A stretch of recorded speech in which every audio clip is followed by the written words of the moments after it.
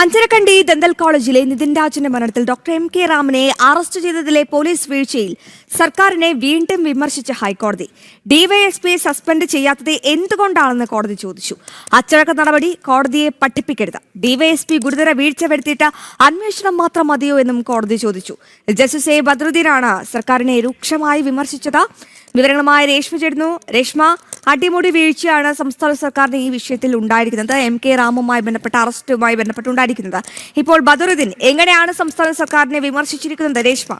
അശ്വതി, ആദ്യഘട്ടത്തിൽ M K രാമനെ arrest ചെയ്തതിൽ നടപടിക്രമങ്ങളിലും ചട്ടങ്ങളിലും ഒക്കെ തന്നെ പോലീസ് മനഃപൂർവ്വം വീഴ്ച വരുത്തിയിരുന്നു. ഇതിൽ ഡിവൈഎസ്പിക്കെതിരെ അന്വേഷണം നടത്തിക്കൊണ്ട് ഉചിതമായിട്ടുള്ള നടപടി സ്വീകരിക്കാൻ ഹൈക്കോടതി തന്നെ നേരത്തെ പോലീസിന് നിർദ്ദേശം നൽകിയതാണ്, സർക്കാരിന് നിർദ്ദേശം നൽകിയതാണ്.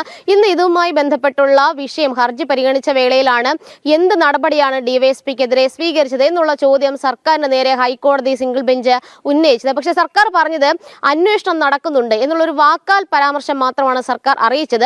അന്വേഷണത്തിന് ശേഷം നടപടി സസ്പെൻഡ് ചെയ്യുന്ന അടക്കമുള്ള നടപടികളിലേക്ക് കടക്കുമെന്നും സർക്കാർ അറിയിച്ചു. പക്ഷെ അപ്പോഴാണ് ഹൈക്കോടതി പറഞ്ഞത് ആദ്യം തന്നെ ഇത്തരത്തിൽ ഗുരുതരം വീഴ്ച വരുത്തിയിട്ടുള്ള ഉദ്യോഗസ്ഥനെ സസ്പെൻഡ് ചെയ്യേണ്ടതല്ലേ, അന്വേഷണം മാത്രം മതിയോ എന്നുള്ളതായിരുന്നു ജസ്റ്റിസ് എ ബദറുദ്ദീന്റെ ഭാഗത്തുനിന്ന് ഉണ്ടായ ആദ്യഘട്ടത്തിലുണ്ടായ വിമർശന രൂപേണയുള്ള ചോദ്യം. അത് മാത്രവുമല്ല, സർക്കാർ സാധാരണ രീതിയിൽ ഒരു നടപടി എടുക്കേണ്ട ജോലി സർക്കാരിൻ്റെതാണ്, അത് ഇക്കാര്യത്തിൽ സർക്കാർ ചെയ്യുന്നില്ല എന്നുള്ളൊരു പരാമർശവും ഹൈക്കോടതിയുടെ ഭാഗത്തുനിന്ന് ഉണ്ടായിട്ടുണ്ട്.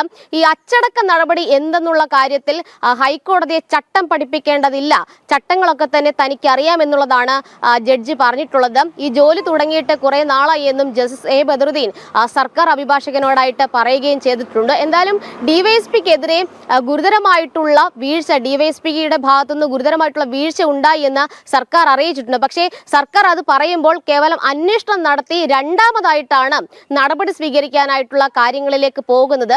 ഹൈക്കോടതിയുടെ നിലപാടെന്ന് പറയുന്നത് ആദ്യം തന്നെ സസ്പെൻഡ് ചെയ്യണം, അതിനുശേഷമായിരിക്കണം തുടർ തീരുമാനങ്ങളിലേക്ക് കടക്കാവൂ എന്നുള്ളതാണ്. എന്തായാലും ഇക്കാര്യത്തിൽ ഹൈക്കോടതി അടുത്ത ആഴ്ച വരെ സർക്കാരിന് സമയം കൊടുത്തിട്ടുണ്ട്. അതിനുള്ളിൽ എന്ത് നടപടി സ്വീകരിച്ചു എന്നുള്ള കാര്യം ഹൈക്കോടതിയെ രേഖാമൂലം അറിയിക്കുകയും വേണം. അശ്വതി.